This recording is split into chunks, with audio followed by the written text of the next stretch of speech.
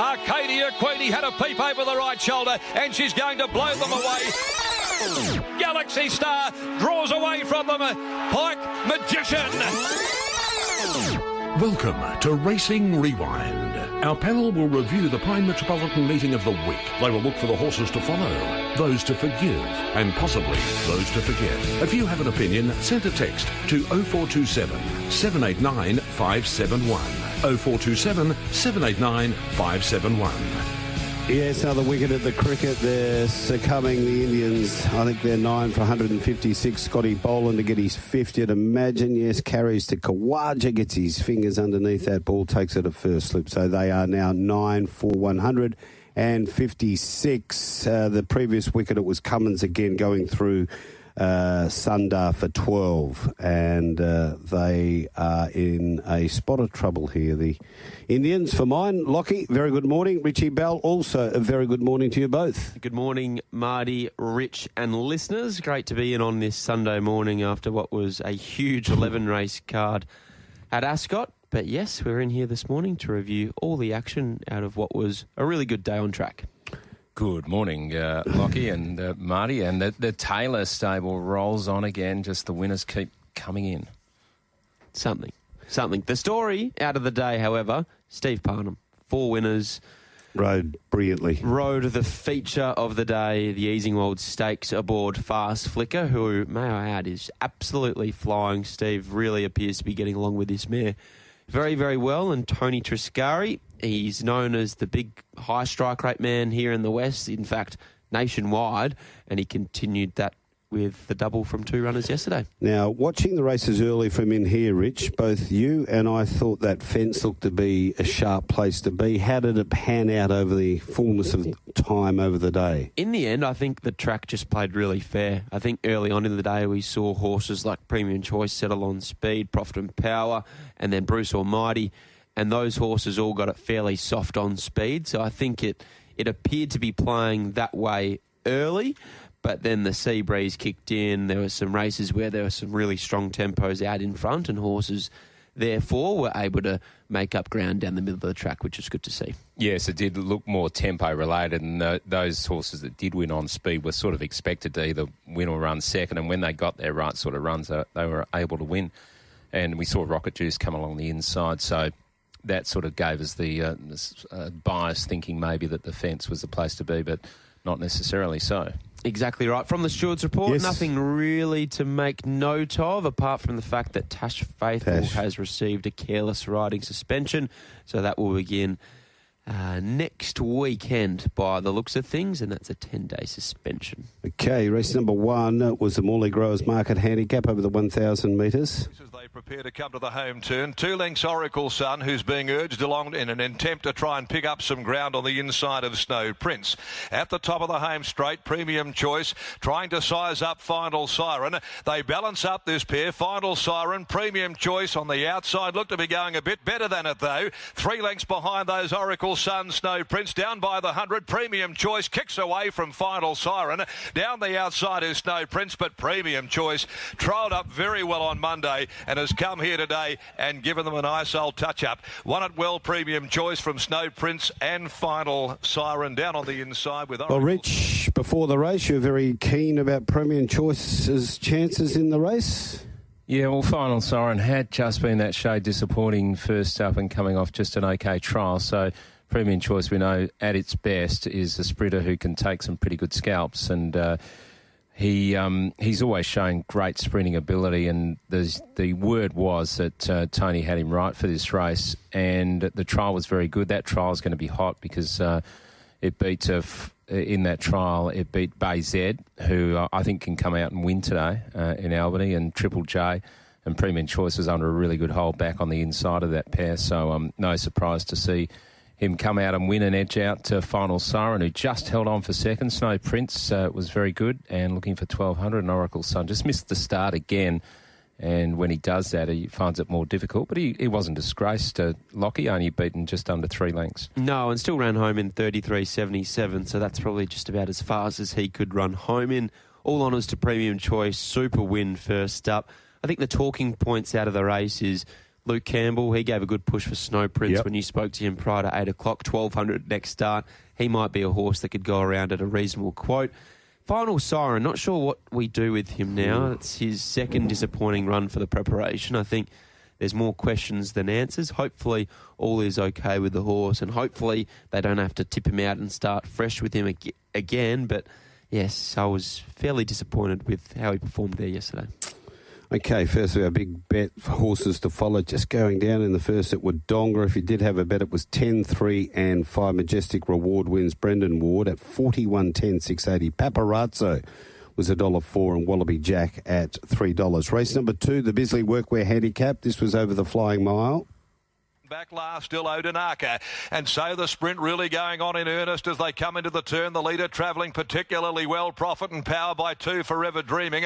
Storm again the inside, followed by the Spruker. They go to the 250. Profit and Power in front by a length and a half. The Spruker runs on down the outside, but Profit and Power is clear. With inside the last 100, he's got their measure. Profit and Power comes away. Profit and Power all the way. Beat home the Spruker. Storm again. Forever Dreaming ran 4th. Intervention. Well, that's a hat trick, and it just continues to win in good fashion, so there could well be more wins in store. Yeah, from how he's been performing, you'd be a brave man to suggest there's not more wins in store. Great win yesterday.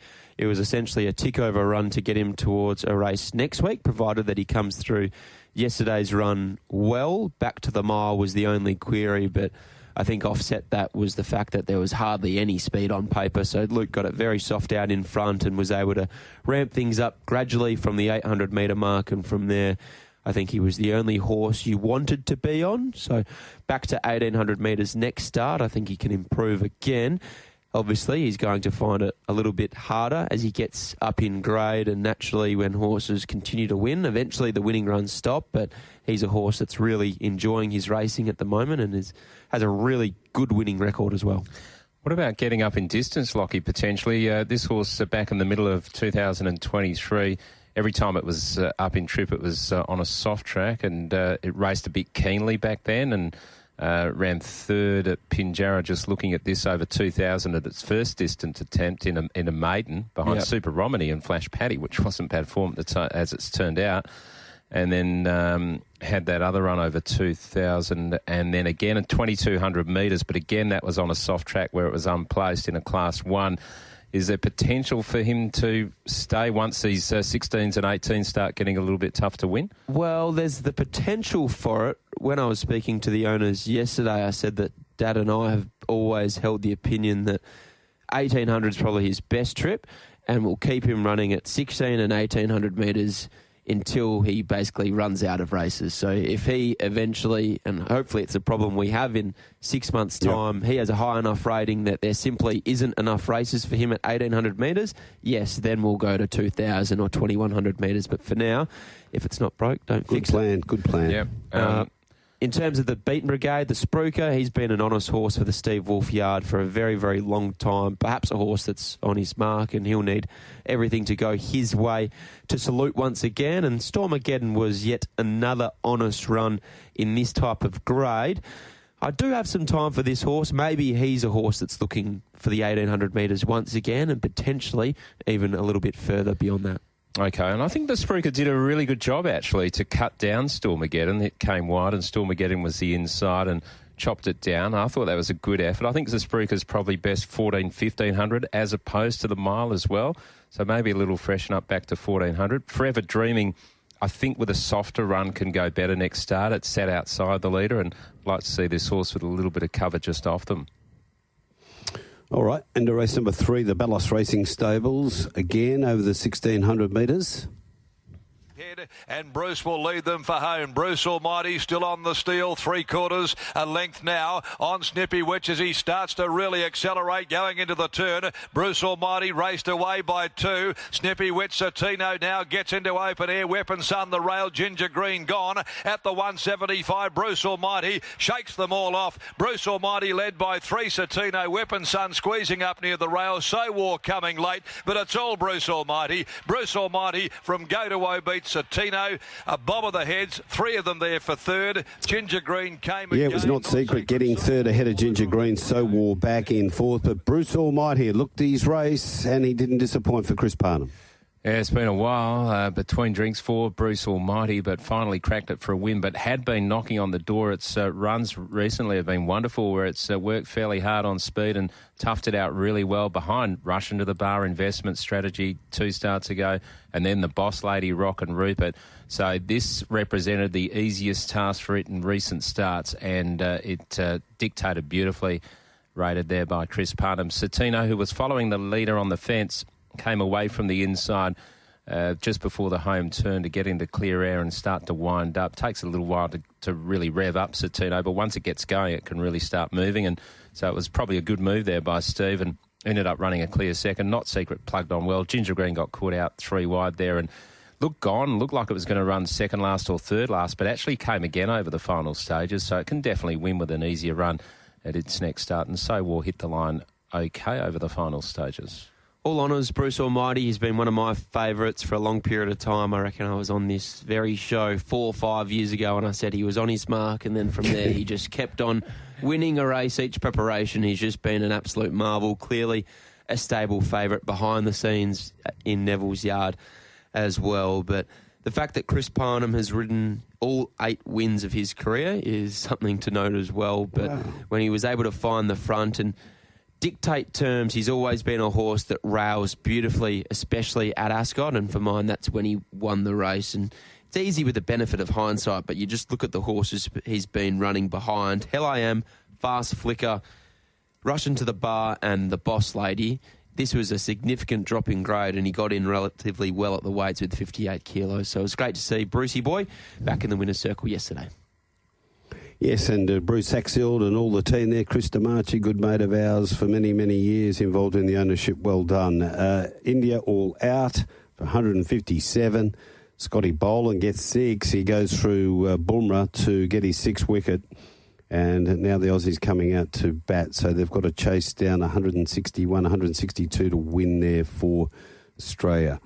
We go on to race number... Is that right? Yes, that's right. You know, I was you've just got a smirky little grin on your face. looking at Constus charge out into the middle, and I thought that would have been a young Marty Young going into the nightclubs. Just charge in. Race number 4. This is a Tab Touch West Speed Platinum Handicap over the 1,200 metres. Star Power from Capricorn Man feeling the pinch a little. He's dropped off about a length and a half off the leader. Rocket Juice has to bide its time behind the stablemate. Our Rocky Bay's next of all. Now here comes another strike. Was able to work its way from the fence and is charging home down the middle of the track with a big run. Another strike at the 150. Races up. Rocket Juice gets an inside run. It's another strike and Rocket Juice. Another strike on the outside. Rocket Juice, the rail driving through Rocket Juice. Rocket Juice on the inside first up as one from another strike, and our Rocky Bay back behind them. Yeah, well, it looked like another strike was going to storm down the middle of the track and win this one, Richie, when we were watching it together. But Rocket Juice for Stevie Parnham along the fence. Yeah, I guess it had to make that longer sustained run, and Rocket Juice was just trucking there on the inside, waiting for that run, which eventually came, but another strike had to loop out wide. Probably should have won the race, like with bit better luck, I guess, not covering that ground. But in the end, Rocket Juice just shot through on the inside and got the money for Steve, who was riding so well. Another strike. Lochie was, I thought, a really good effort. Really good effort. Things didn't go to plan for Jason Whiting at the beginning of the race, but I now look at this horse's record, and he's had 14 career starts. He's won on 2 occasions, but he's ran second 7 times. So is he scared of getting his picture taken with the way he loomed into the race and looked absolutely home and hosed? I'm leaning towards that, but at the same time, he did have to make that long, sustained run around them, and perhaps he just the winner 4.5, and he perhaps just peaked on his run a fraction late. I'm just going to put another strike to one side, just knowing that he continues to go around at short quotes, but no denying that I think he's going as good as he ever has, and a win isn't too far away. A horse that caught the eye through the line for mine was Roundabout Glory, back in 5th, settled last in running, ran home in reasonably good sectionals. He's a horse that's eligible for easier races, and he might just be one to keep an eye on in his coming starts. Yeah, might be a little harsh there on Another Strike. Just going back on his seconds, one was behind Rocket Rupert, who's gone on with the job since then, loomed up to win, and then Rocket Rupert got past it. And recently at Belmont, at Bunbury, he was beaten in the photo there by Oracle's Son. Our mate Archie ran third in that race, who we know is a pretty talented horse. And Another Strike had to make up a fair deal of ground from about the 300 to get there at the 50-metre mark. So he put in a really good surge there. And again, yesterday he's had to put in that surge out wide. So I think they've been respectable seconds. I'm thinking that it's just the manner of those races, and he's bumped into some nice horses on each occasion, and I think there's going to be some good wins for Another Strike. Now, Rich is giving him another few chances. Yes. I'm waiting until he proves me wrong. Rocky Bay, you mentioned that big bet, Marty. I would have liked to have taken that one on because... You were keen to lay. Well, there was a few people, even in the morning on the preview, they indicated that they were keen to lay Rocky Bay as well. He didn't beat much at his previous start. And once he didn't jump that well, he was in severe trouble. He actually fought on pretty well, Lochie, in the end, Rocky Bay. He did. For a horse that looked like he was almost going to run last at the top of the straight, it was a very strange run, but still yet another honest performance from him, and beaten by two reasonable horses in this type of grade. All right, we move on to race number 5, the MCA Polytrack Handicap over the 1,000 metres. Deep at his debut. Valsacina caught up behind those, just having to steady and bide her time. And 2 lengths away then Military Power, but this will show you. Skirts into the home straight by 3/4 now a neck. Capray Omnia sent up very quickly by Stevie Parnham to grab the lead. Here's Valsacina. Memory Parade putting in its run as well. Capray Omnia at the 100 mark. Valsacina on the outside from Memory Parade. Valsacina on the outer has a head in front. Valsacina lands the money from Memory Parade. A good run first up, and Capray Omnia third. This will show you. Yeah, well, tell us about this win, Lochie, of Valsacina over Memory Parade, who Richie liked, and Capray Omnia back in third.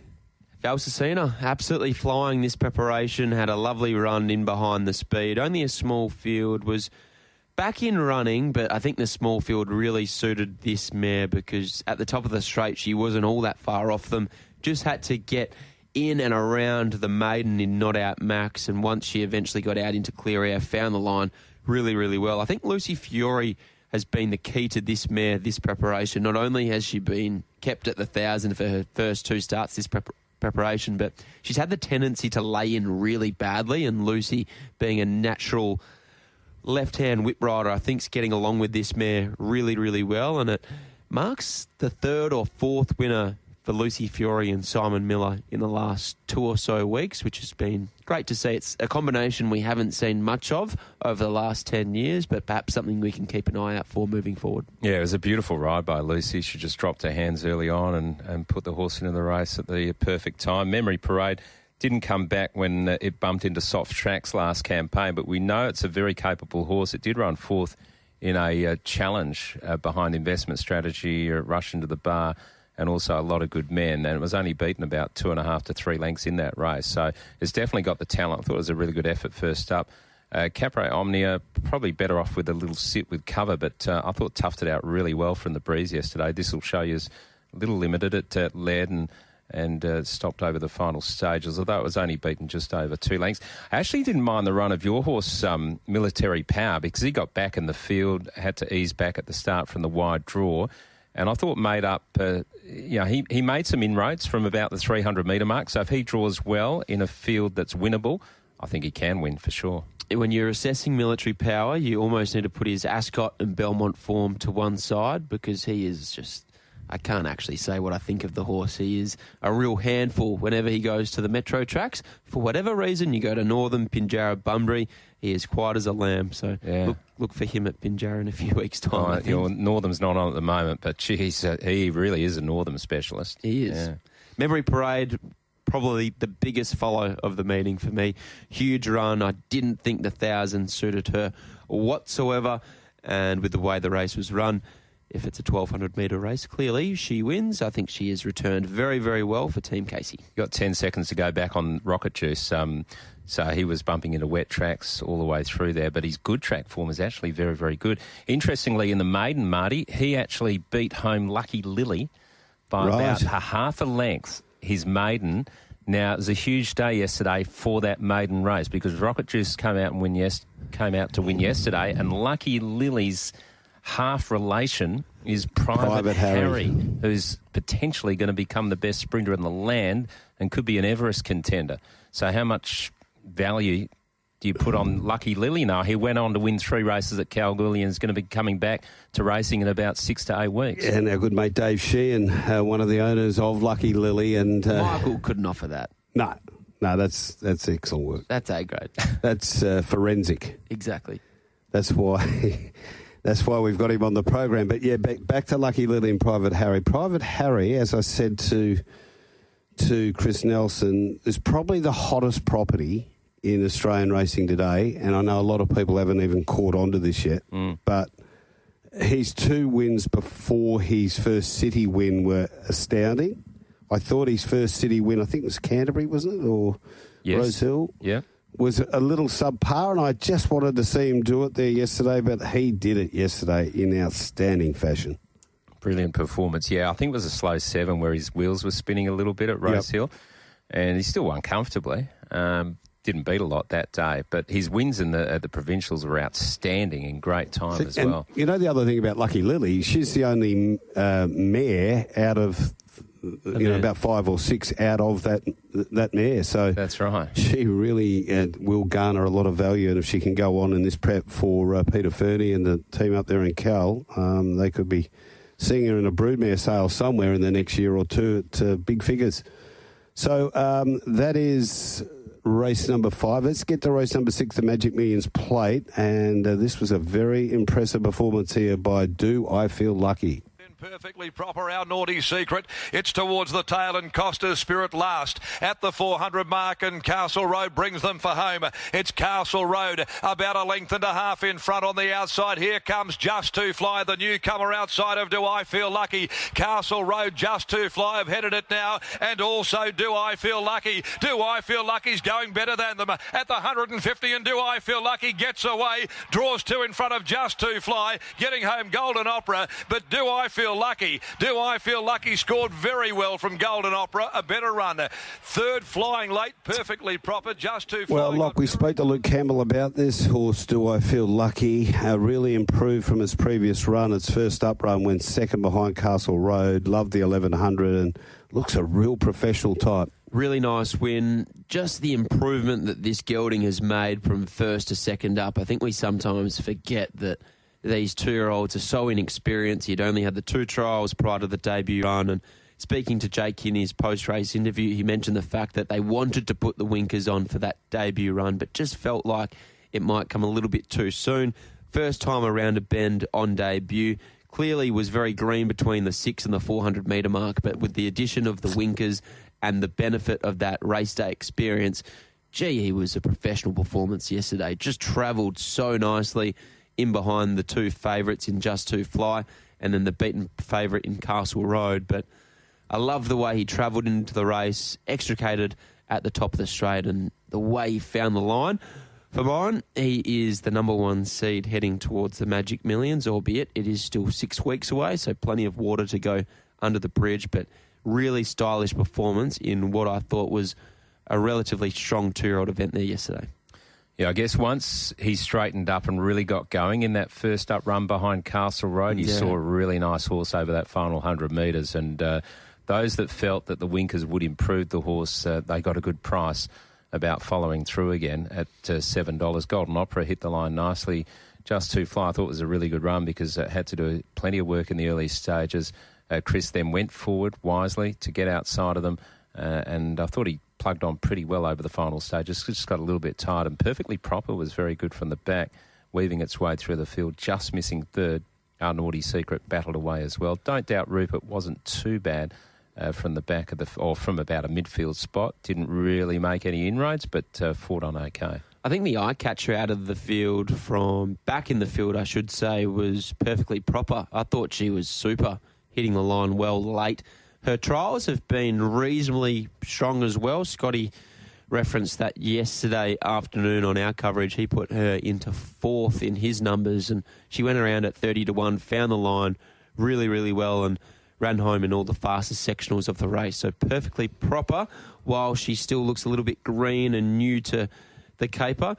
I think the Pierce brothers and their connections are going to have some fun with this filly. Yeah, she might have a bit of speed too, because she led in that 400-metre trial. Exactly. Yeah. Anything you can miss with Castle Road? Yes. Castle Road, the vet report reads that the vet exam revealed the gelding to be sore in both forelegs, and the trainer advised the gelding will now be sent for a spell. So, yeah, it's the type of run that trainers would be frustrated at themselves for going that one more run, I'm sure.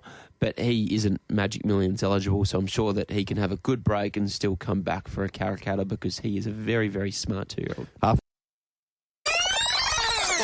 You are listening to Racing Rewind on Tab Radio Racing and Sport.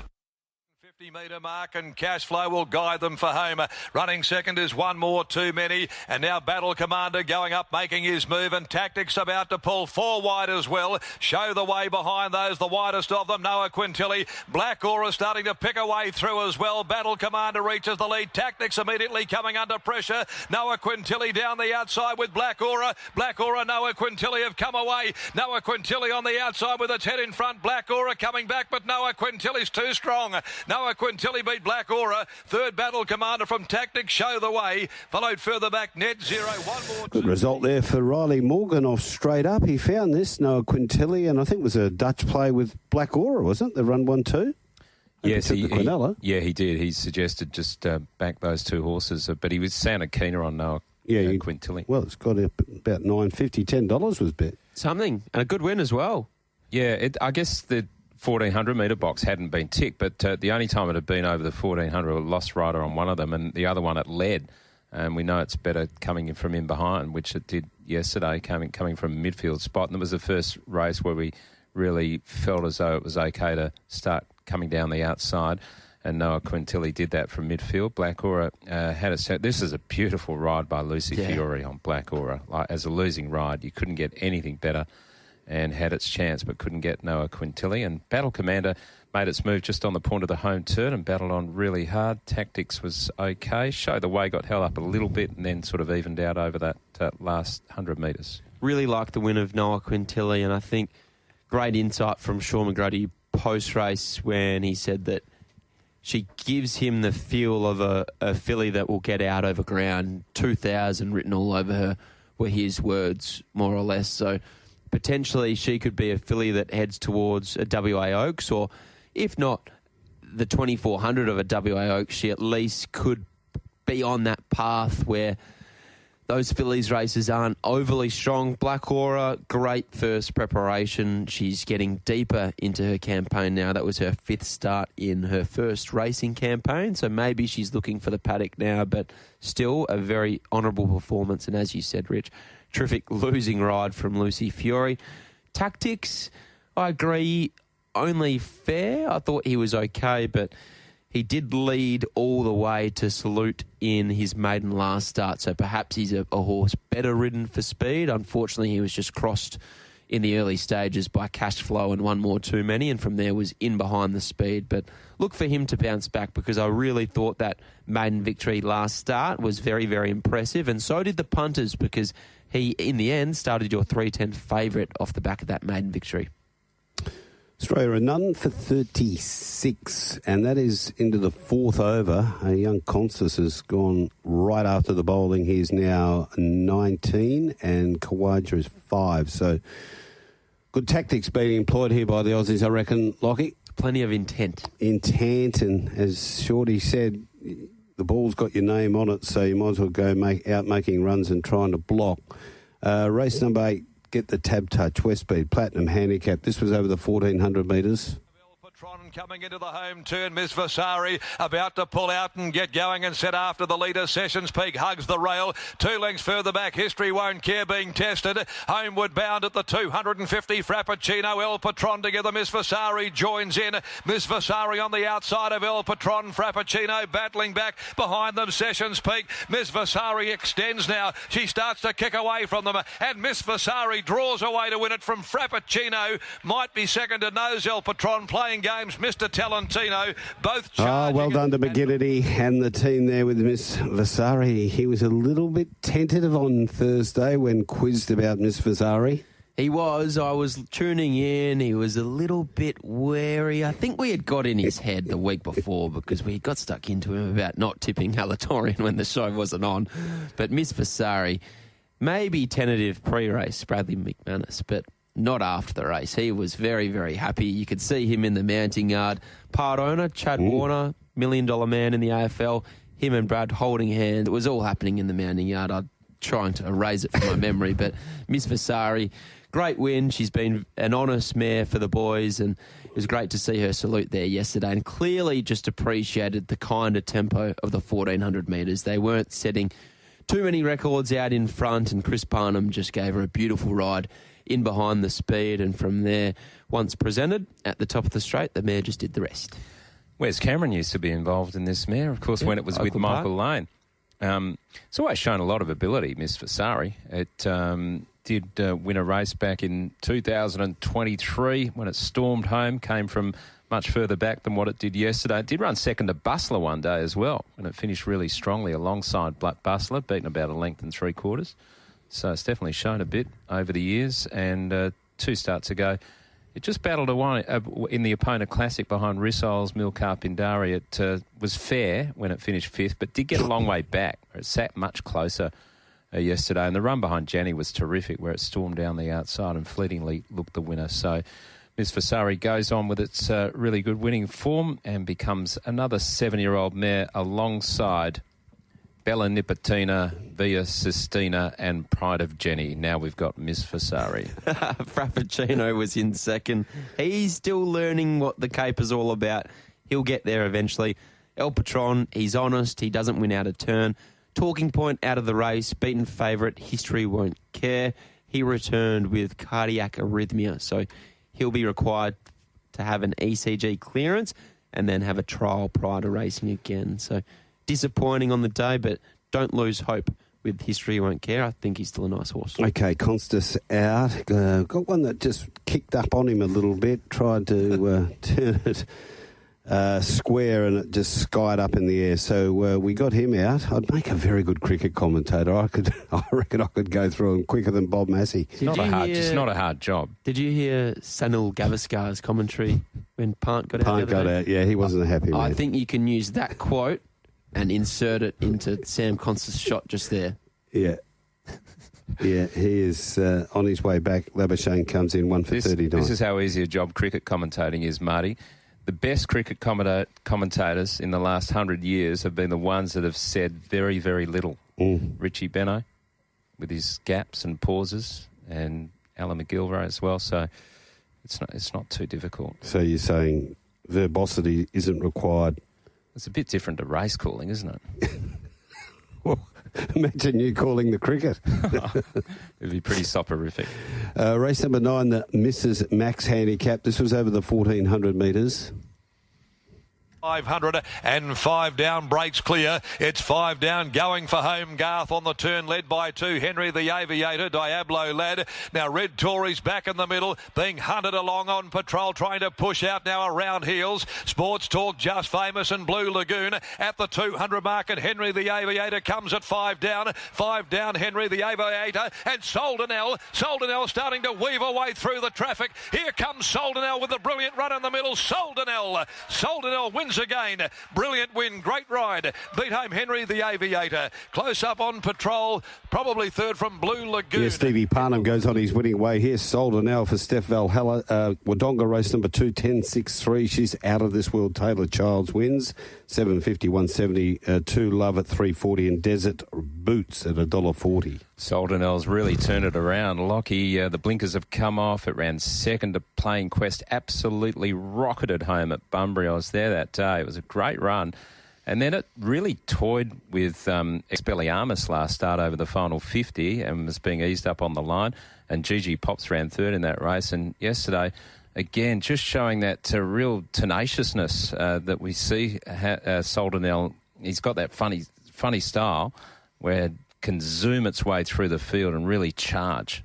Ridiculous win yesterday. Babs win of the day, and Steph Fahala, he's just put his hands up and said, I've basically just got this mare wrong throughout the first year or so of training her here in the West, and she simply is a get-back 1,400-metre horse. She needs to relax to see the turn of foot in her races, and she relaxes over the 7 furlongs. And yesterday, she had no right to win the way she did. I thought they only went steady out in front. It was a small and compacted field.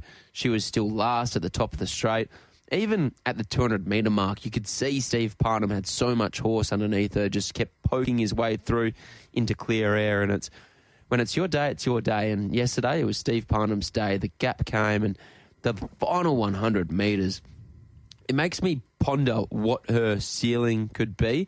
Eventually, a horse like her and her racing pattern is going to catch up with her, and there's going to be a hard luck story at some stage. But the turn of foot that she possesses, I really feel like there's a good race in her. When it might be, I'm not sure, but she is absolutely flying at the moment, and it's been great to see. She might be a bit unique, Marty, but you know more about this.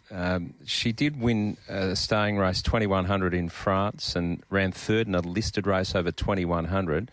And here she is now. Steve's saying, well, let's keep her as a sprinter, a 1400, maybe 1600 metre sprinter. I wonder if there's other opportunities where horses have shown a lot of ability over, 2,000 metres in Europe, and then you bring them over here and they can actually perform as sprinters. Trained differently. Yeah, yep. Because over there, obviously, she would have been trained to run a trip right from the word go, pretty much. I have a feeling Light Infantry Man may have been one of those horses in France. Obviously, won a railway stakes and may have got out over a little bit further when he was in France. Henry Aviator was terrific. He's come back really well, ran a good race down in the deep south and toughed it out from the breeze on patrol. Funny horse. He can get into the race okay, and then he sort of has these patches where he's not really picking up, and then he picks up again. Blue Lagoon's a big horse to follow for me. Again, it keeps drawing tricky gates. Had to go back and put in a really good burst over the final 300 metres. I think when this horse draws a gate in this sort of company, it's going to be very hard to beat. And I think Sports Talk's another one who is racing really well and has at least a provincial or midweek win in it. Red Tory, the big disappointment out of the race, went around your 225 favourite. Vet exam revealed no abnormalities, but S.J. Miller did report to stewards that he'll consider removing the earmuffs in an endeavour to improve its performance. She was just too bad to be true. She was gone from a long way out, and in the end was beaten 3.8 lengths, but in a field that was, I guess, fairly congested. She still ran last, so disappointing from Red Tory. Hopefully she can bounce back with those earmuffs coming off next start. Okay, 11 minutes away from 9 o'clock, and we get to race number 10, the Easingwold Stakes over the 1,400 metres. The favourite, Fast Flicker, about to move up and try and put some pressure on it. They're two quickly in front now from Sisu Warrior as they start to really extend coming into the turn.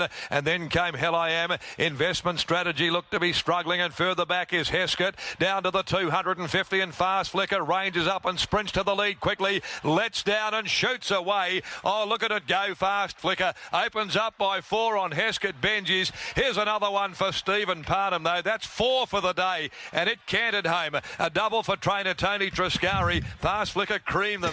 One from Ascot Benji's. Hell I Am. Yeah, very impressive. Let's go back and listen to the beaten jockeys here after the Easingwold. Investment Strategy. Yeah, he probably didn't bring the right attitude today. He didn't really put in. Sean O'Donnell, Chevelle G. Varga. Yeah, good gutsy effort. Had top weight. He led against the breeze and just weakened a bit badly in the run, but all in all, he's getting on, but terrific effort. Thank you. Matty Derrick, Benji's. Yeah, super run from back on a slowly run tempo. He'll improve off that and he'll go to a mile next start. Sean McGrady, Sisu Warrior. Again, wasn't suited by the slow tempo. Kira Yule, he's set. Yeah, huge run. Just found a better horse today. Joey Azzopardi, Cold Chisel. He's just not letting down like he can. So, I'll leave the decision with the owners whether they push on with him or not. Lucy Fiore, Hell I Am. Sorry. He had a really nice run. Probably maybe pulled a bit hard and there wasn't a whole lot of speed, but was only fair late. Okay, so a couple of positive outlooks there on horses who disappointed, Cheval de Varga and Sisu Warrior. Hell I Am. That was an interesting comment there from Lucy. So just pulled a little bit and the speed was hit and miss at various stages, Lochie. So maybe Hell I Am could improve off that run. Perhaps, but I think the talking point are the first two horses across the line, Fast Flicker and Ascot. Super performances from the pair of them. First things first, Fast Flicker taking out the Easingwold Stakes. Dominant victory. In the end, she was your $2.60 favourite, and when you consider that investment strategy was the second favourite and just didn't want to play any part in the race, he didn't look interested at any stage once the gates opened. So Fast Flicker, once she was just able to settle beautifully outside the lead of Cheval de Varga, she travelled in just enormous order for Steve Parnham. Fourth winner on yesterday's program, and Fast Flicker looks like a mare that can go to the next level because she has gate speed, but not only does she have tactical speed, she has a turn of foot as well. So when you combine those two things, that's a sign of a horse that has the ability to win maybe a lower level listed race in the next few months. I think she's absolutely flying, and Tony Triscari, say no more. So is the camp. Almost 2 seconds faster than the Miss Vasari race and almost a second faster than Noah Quintilly. And that was an outstanding performance. You don't see them really dash past a leader like that as quickly as what Fast Flicker did. And there is a really good race, I think, for this horse eventually. That was a good race, but not a brilliant race. Benji's was really good from the back of the field. Good to see it back into some sort of form because at its best, Benji's is a nice horse. Agree. He found the line well. I'm going to make Ascot one of my horses to follow out of the meeting. He was sharply up in grade. He was in a 66 plus last start. Yesterday, he raced out of the handicap. For him to run as well as he did, I think that was nearly career best for Ascot, for a horse that's generally been racing around the midweek provincial areas. I think Ascot, that was career best, and I think he's absolutely flying. So hopefully a win isn't too far around the corner. He actually beat Ocean Zara back in November, and we saw Ocean Zara beat a very handy field the other day. So it's a bit of form out of that race. Australia 1 for 47. Labuschagne in. Here's 6. Kawaja is 6. Constas was out for 18. And we go to the last race 11, the Wittens Irrigation and Design Handicap over the 2,200 metres. 500 from home. Idyllic Ruler for the moment, beating off Who'd Have Thought It. Now the run comes for Alaskan Rocking Society, peeling 3 and 4 deep respectively. God's Garden 5 wide on the corner. Tiff's Lad cut the rail though, has gone back to the inside. Longines trying to work its way through. Further back, Sanderbray, Mystical Man, Rocking Society and Alaskan have come together from God's Garden. It's Alaskan down on the inside of Rocking Society. They're having a stirring battle, a battle royale. Rocking Society and Alaskan will go to the line locked together. Rocking Society, I think Rocking Society with a bob of the heads over Alaskan. Mystical Man came late to grab third from For Your Eyes. Brings up the hat trick as well, in very good form for Jason Miller, Rocking Society. He is. Big win as well yesterday. Top weight, 59 kilos, gave Alaskan in second, 3 kilos over the concluding stages, and a really true run, 2,200 metres. So we really found out who the best stayers in this race were, and lovely ride from Lucy Fiore. Had a great barrier that assisted with that, and when she was able to just follow Alaskan's every move, they were always going to fight it out over the concluding stages. Almost race of the day, just watching Lucy and Chris go at it over the final 200 metres, and Rocking Society in the end reigns supreme. Yep, and Mystical Man continued its good form, continues to run home strongly in its races. This time was able to pick up a place at the odds. God's Garden was probably the biggest overs going around since Hemlock Stone won the Perth Cup. $81 God's Garden. This horse ran second to Kiss for Kelly last campaign, only beaten a length, and last start lost sight of the bunny and was running home very gamely indeed behind Profit and Power. So how it started $81, I don't know, and it scrambled into fourth. Have a look at those dividends. Trifecta's paid a tick over 100, the first four over $4,000. How would you have got it? Oh, very, very easily. Very easily. But I was significantly disturbed in the lead up to that race at home. Yep. The partner. Yep. Yep. And they do that. yeah. Rewind. It is time for the boys to look back and determine who are the black bookers, the ones to be on next start, the horses to follow. Okay, 4 for me out of yesterday. Memory Parade, Super Return, another one out of Team Casey. Do I Feel Lucky? I thought his win was outstanding. Ascot for Big Dylan Bairstow. He's one to follow. And I think I've followed Alaskan now 3 times, and he keeps running into Rocking Society. Hopefully, next start can finally be the start for Alaskan. I think he's absolutely flying. Yeah, I'm with you with Do I Feel Lucky, the Kylie Minogue, Lucky. I'm going to go that way as well. And also, Blue Lagoon, I'm very keen to follow this horse, race number 9, where it finished 4th. I think it can win when it draws a gate. And Mr. Talentino has come back really, really well with a flashing finish from last, needs more ground. And I think it's set for a really good campaign. Mr. Talentino. Yes, comes out of race number 8. Race 8. I'm just having a look at it. Campbell McCullum.